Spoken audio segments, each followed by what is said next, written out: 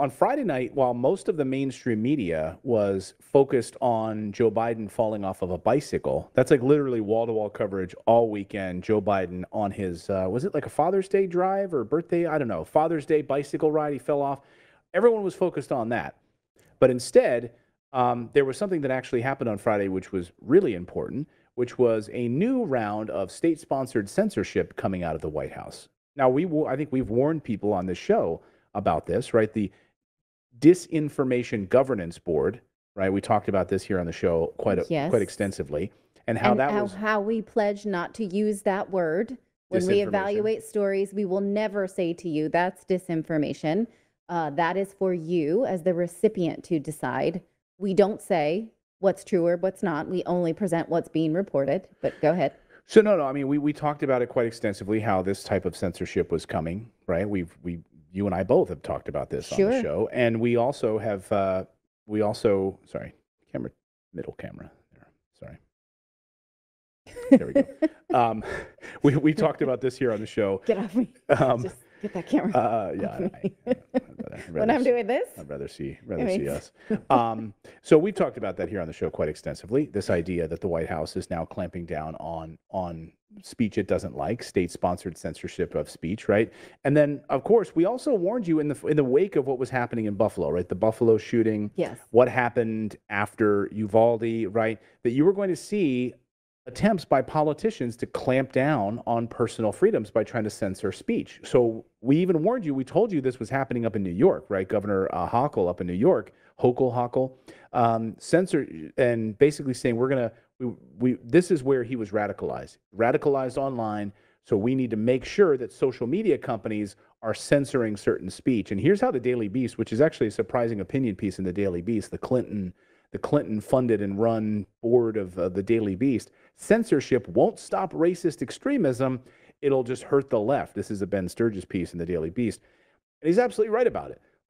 So you're going to try to stop violent extremism by clamping down on people's right to free speech.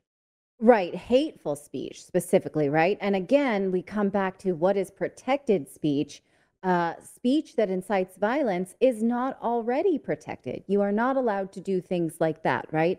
But you are allowed to feel like you don't like somebody. Now, not on this platform, but over on Rumble, we did actually go over the Buffalo Shooters Manifesto, and it was full of hateful things, inaccurate things, right? But most of them. Were you just about to say misinformation? I almost did. That word is banned. That word is banned on our show. If you say that, can we get one of those red like Ghostbuster things where you put it across my face? Don't say that. Yeah. You take it. I don't want to finish this point. Well, no. Okay. Yeah. So we did talk about that in his manifesto. But the point where I think we're bearing the lead here is that now it's hitting the federal level, right? We're seeing some of these states doing these censorship pushes. We're seeing in California. We're seeing in New York. Now it's hitting the federal level, and the White House officially launching this new task force headed up by Vice President Kamala Harris, because she's got nothing else to do right now, to address online harassment and abuse. Basically, internet cops, to make sure that any speech they don't like will be scrubbed from the internet. And here's how they laid this out. Here's how the task force opened on Friday before they introduced Kamala. Listen. This task force will address the pervasive problem of online harassment and abuse, which disproportionately targets women, girls, and LGBTQI+ people. It will focus on 5 broad areas. First, prevention. Second, services and support for survivors. Third, research to better understand the scope and impact of the problem. Fourth, accountability. And fifth, the connection between online harassment, hate, and extremist violence. Okay. I would just and like just to so you know who point she is, out. Go ahead. Sorry, she is the head of the White House Gender Policy Commission or Committee. Okay. So the White House has a gender policy person, which I kind of find funny. Fine. I would like to point out, though, that when Melania Trump tried to address online bullying as a problem and did it with a more positive spin, she was made fun of with her Be Best campaign, right? But this was something that she also said was a problem and important. So if we can just put ourselves in the Wayback Machine, and remind us how much she was panned for that and how we would have felt if she had then introduced policy to give herself power to make you be best, right? That would have been highly problematic. So why do we accept it from one party and not the other when this time it comes with power? I'm just putting that question out there.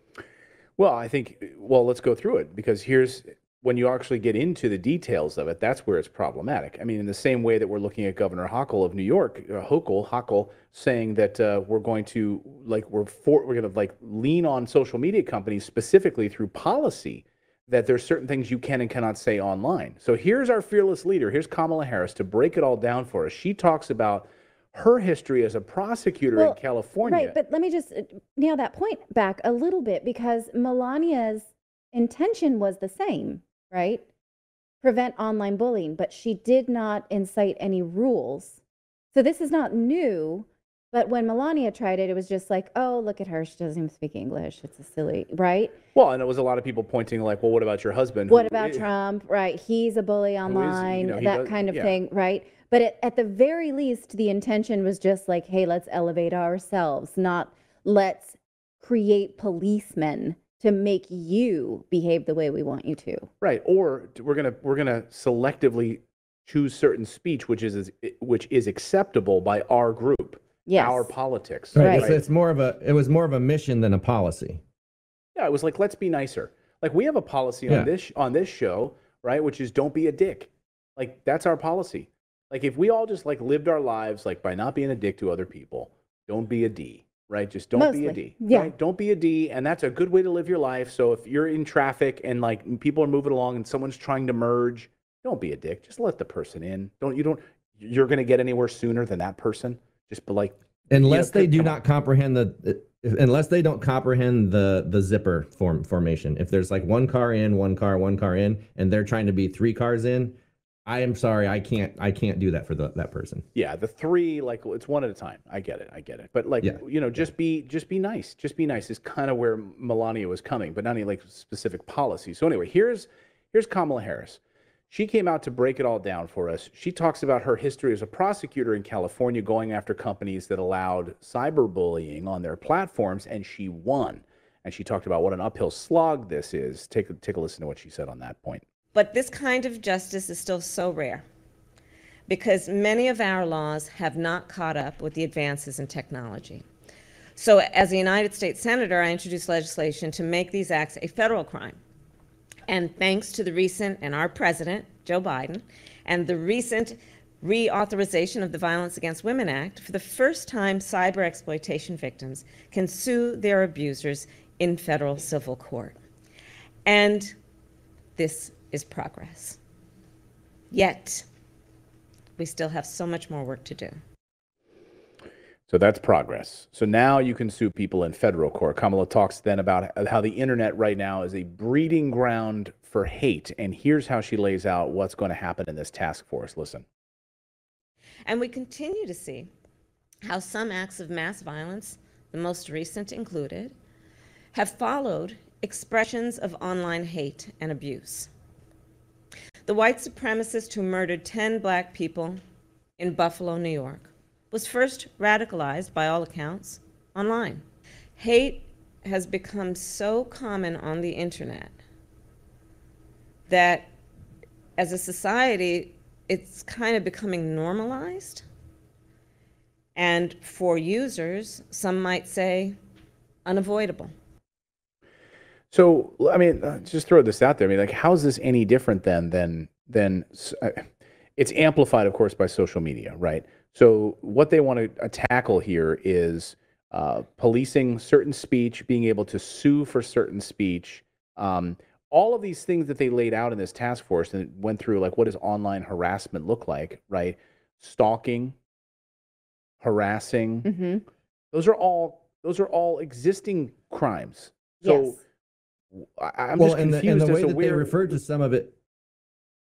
They said using technology to commit cyber crimes. So they specifically call it cyber crimes, and with technology. So if you think about that, that could be this podcast. We're using technology. We're talking right now about this horrible thing that they've got in place. So technically, we are creating possibly a cyber crime because we are using technology to harass them in a way. So it's like, what are the lines that like I always talk about, if like we're how speaking vague out they make this language. hate policy. We don't like legislation that prohibits free speech, and we are using this technology to tell you that, right? Well, yeah, So- and one of the filings, or one of the lawsuits specifically, they were able to go after the person because it was cyber was used, like technology was used. So because of that, ended up getting a whole bunch more of a few more Well, years. it gives you more things to claim in your litigation. Exactly. Because there is now this component of cyber, right? But if we're talking about mass shootings, there are a couple of things that these things have in common when it comes to someone who perpetuates a premeditated crime like that, is almost always they leak it online. They tell somebody in some way, right? For instance, an online manifesto, or the guy in Uvalde sent a text not too long before that, He right? used Instagram. Here's you're hitting on this point. He used Instagram to send messages to girls that were nasty messages and so forth, right? So now the government, the federal government, the Biden administration is going to then force Meta, or Facebook, which owns Instagram, to do what? Right. So now they're going to police and block speech. I mean, this is what we're getting to, is like, so Right. And so for all the spying they already do, why didn't they have an Right. in on those things, right? Already. Well, So and that's what- the thing is, yeah. this is like Minority Report. It's like this is getting into the realm of thought crime. It's like, because they specifically say we're going to try to prevent online harassment. When they use a word like prevent, that means to me they're going to try to stop it before it happens. So like, what are they going to do? Say, okay, so we've done our studies, and statistically, kids that are, this grade, like this grade, like a C average, statistically they tend to do these crimes more, so let's not let them on social media. Like how deep can it go? right. Right, Yeah, but I 'cause mean, that was her first part of something the like that, though, most of these mass shooters say something, they can't help themselves because it's so much in their head. I mean, there are a lot of studies that show that even with stricter gun control laws, someone who's premeditating this for so long will find a way to get around them, right? And Yeah, so, of course. Well, and you find that most of them are fame seekers. They're seeking the fame of that. maybe that's not necessarily what, but the data does show that they leak it. They somehow share this on the internet. Right. So if and it, we Which spent, I think what I'm trying to say is it speaks to a need, certainly, to weed it out. I'm not sure I trust this government to do it. no, what I'm saying is that this is all falls under law enforcement already, right? If someone's stalking Right. somebody, then why do you need a separate task force to prevent and mitigate public speech, right? So if someone's stalking someone, it doesn't matter if it's through a text message. You go to authorities and you tell them, this person's stalking me. They've come to my house. Oh, and by the way, here are text messages they've sent me. Well, now we need a separate task force to zero in on preventing or leaning on social media companies to quiet the speech from these individuals and clamp down Well, that was my on argument. public speech. Yeah, and that was my argument as well, because and also people just seem to forget that every single social media platform has a block button. You can completely block people from existence if you want to, and it's like, no, we can't block them. We need to go after them criminally. And I guess, sure, I understand there are some legitimate bad actors out there that send like the worst messages. I mean, look at people that tell people they want them to end themselves. It's like there are some bad actors out there, but when they start to do this kind of thing, it's going to it's just like they want to throw this big blanket over it, and you're going to get a lot of. It's like when you go fishing, you always end up with a few dolphins in the net, and that's what's going to happen. You're going to get good people caught in this But a lot dragnet. of local police departments ignore cyber stalking. They don't have the technology or the understanding to deal with it, right? And so, but this does But give that's the exactly what government a bigger dragnet where they say, well, we have to, spy Well, look. on citizens in order to get into And these that's what types the of things. task force is doing. sorry, there's a little bit of lag. The task force specifically says they're going to work with local, state, and federal police forces to get them into doing this. So, and another thing that kind of frustrated me too is like the whole time they referred to everybody who's been harassed online as survivors. You know, like they really built this up like they just survived this huge attack, which I understand. Like it can hurt you. I mean, I've had to block comments sometimes, but to say they survived, I think that's a little, you know, it's hyperbole. Yeah, I don't know about I that. thought that too. Like I had that same reaction. Like I get some people who've been through vicious stuff, right? And then there's people. Okay, so someone says they don't like you online, and now you're a survivor. But like, what if someone like you're on the playground and someone's like, "I don't like you." Are you also a survivor? Like I'm a survivor of this kid at recess bullying me. Are you I a don't know. survivor? Do we have now an issue with the word victim? Because if you're a victim of No, something not like at all. that, But you're not well, surviving. you don't. You've been but a I'm victim, not but asking you. but You're not part survive. of the woke mob. I'm asking. Yeah, no, I'm that's asking true. the woke Well, mob. Are we allowed to see? Okay. Are we allowed to say let me victims? so we talk about like track record here of countries that have already tried this, right? Canada already tried this, right? They tried this well, they're doing it right now in Canada, right? And they tried this during the trucker convoy. So Yes. remember this. I mean, the Trudeau government launched its anti-hate network, which was of course then caught releasing fake hate literature in order to frame its political enemies. Here's the story. Canadian anti-hate network caught spreading hate hoax to smear truckers. They posted all of these fake anti-Semitic papers all over Ottawa to make it look like it was these people, and it wasn't. It actually came from the government. It actually came from the Trudeau government. So again, Which also makes you question the Hydra flags, because the Hydra flags were a big thing too. And they're like, we don't want those type of people here. And they got them out of there. Like the protesters were telling them to leave. So that, you know, based on this, that could have been government actors as well. yeah, I mean, where do these people show up, right? So again, I come back to this sort of who's your political enemy? You know, we've already seen it with all sorts of people being taken offline and censored and flagged for political speech that the current administration does not like, or they lean on Silicon Valley, which all power in Washington is run out of Silicon Valley. We've talked about that, right? So the Facebook, Google's, all of that stuff is Silicon Valley is the power holder Yes. for Washington. But I guess, if we're talking about, okay, we're going to give law enforcement the ability to weed out speech we don't like, that's chilling. But she started this by saying, I have opened up litigation. So, perhaps because a lot of times hate speech is not successfully litigated. She's right.